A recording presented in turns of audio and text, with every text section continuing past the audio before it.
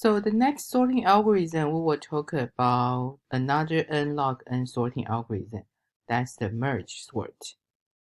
So the MergeSort is very popular. We call that divide and conquer algorithm. So that means this algorithm is we always divide our array into individual elements. Then when we combine them back together, we will put them in the sorted order. Okay, so we see what we mean divide and conquer. So for example, here we have 8 number in our array. Definitely they are in the random number.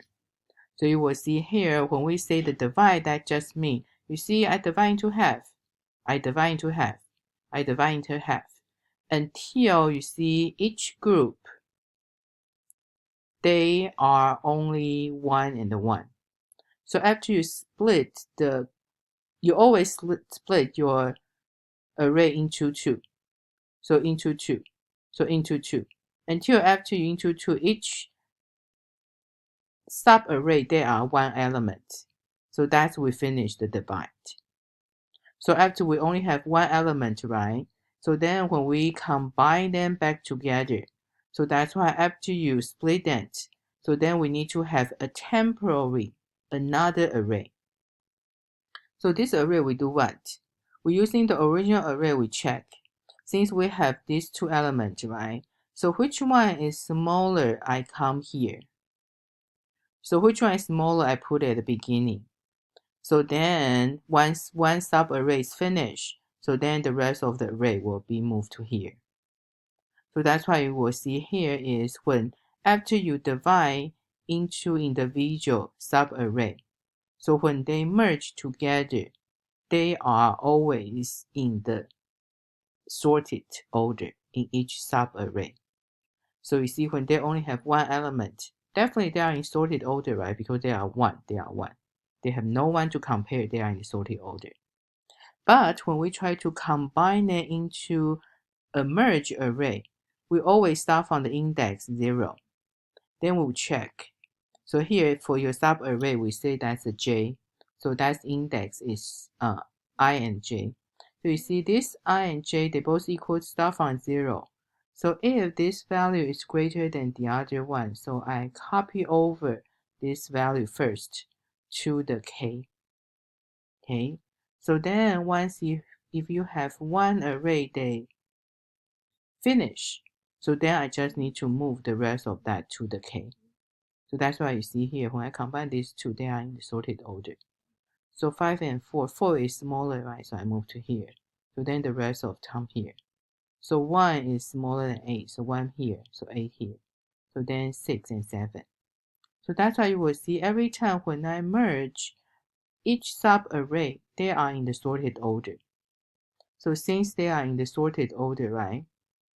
We just say, for example, here again, where I want to merge these 2 subarray to a big one. So when you have your subarray to move, right? Okay. So when I move the 2 subarray into a merge one, so each array, remember they are arrays, so they need to have an index. I just say this index for I. So this subarray index is J. This merge array index will be K. Of course, they all start from 0.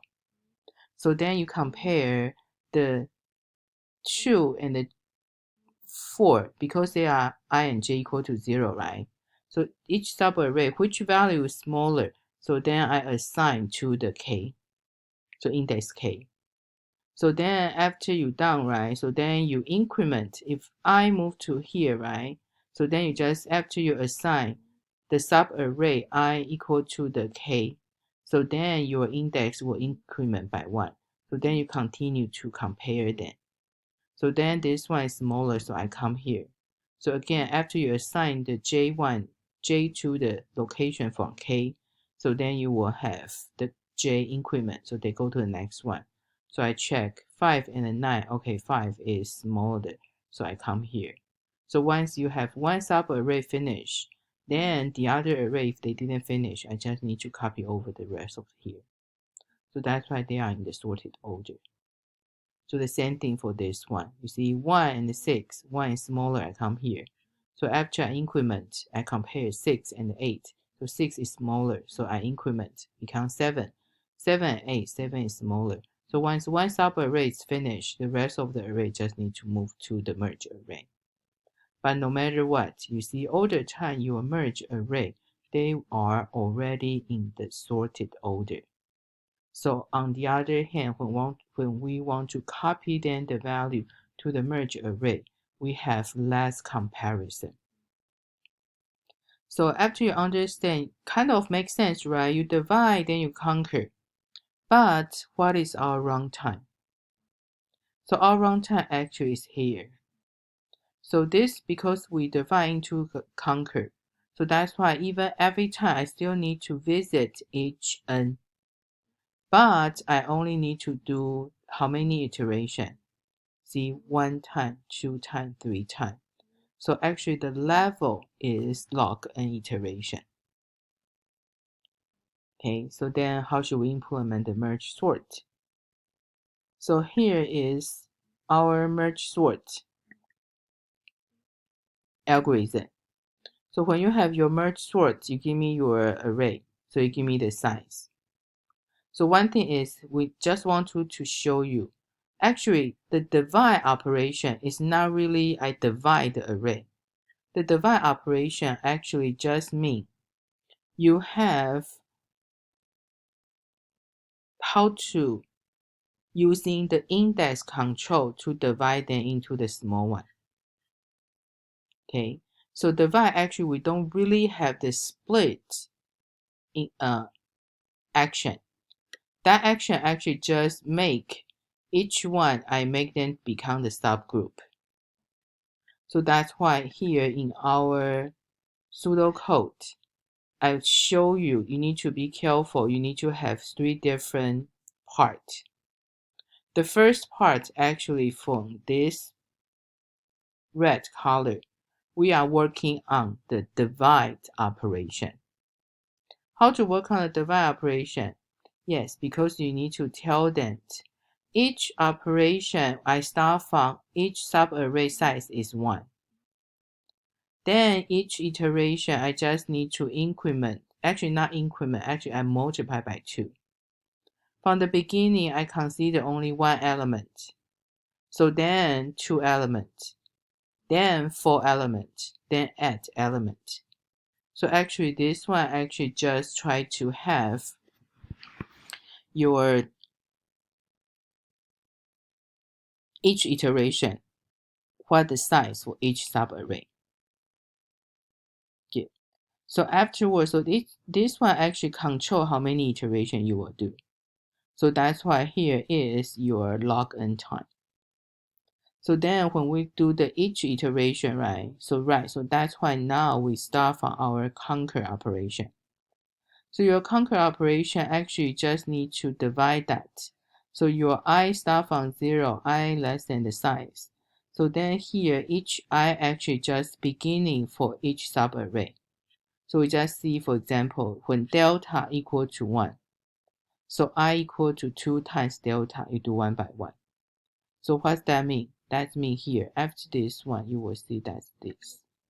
You see, you divide that into individual one. Okay, so I start from here. Then the second one, I start from here.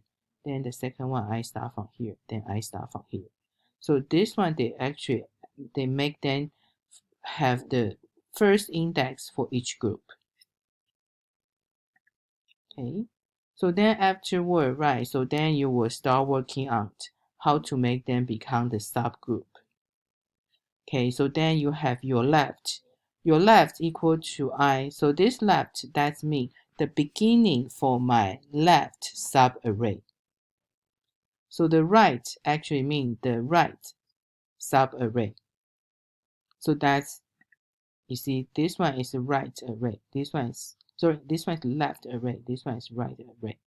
So we will using the index to control where I will finish. So of course, my left, I start from I. So then my right start from the left max.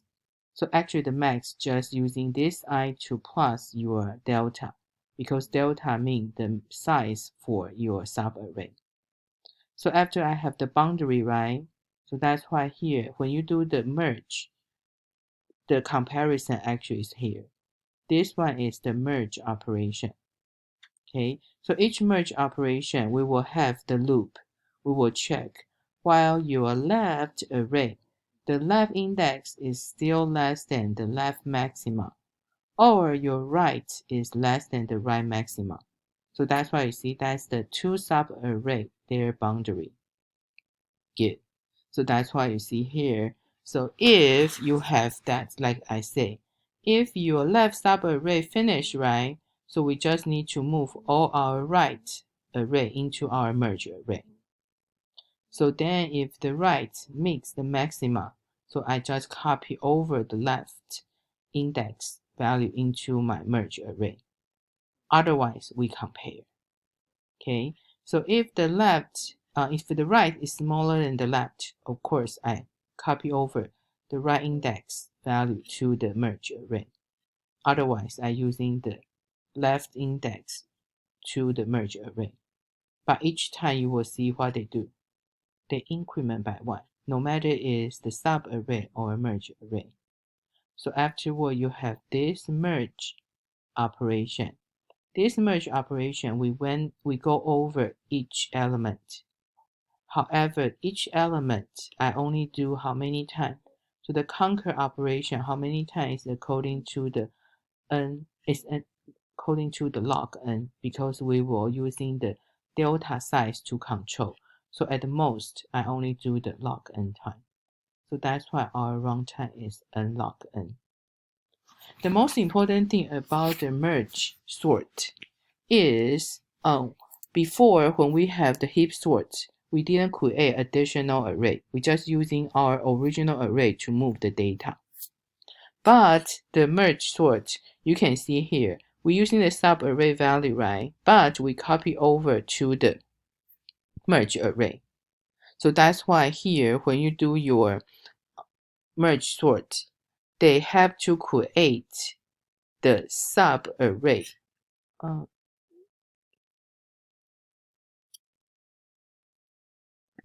They need to create a dynamic temporary array.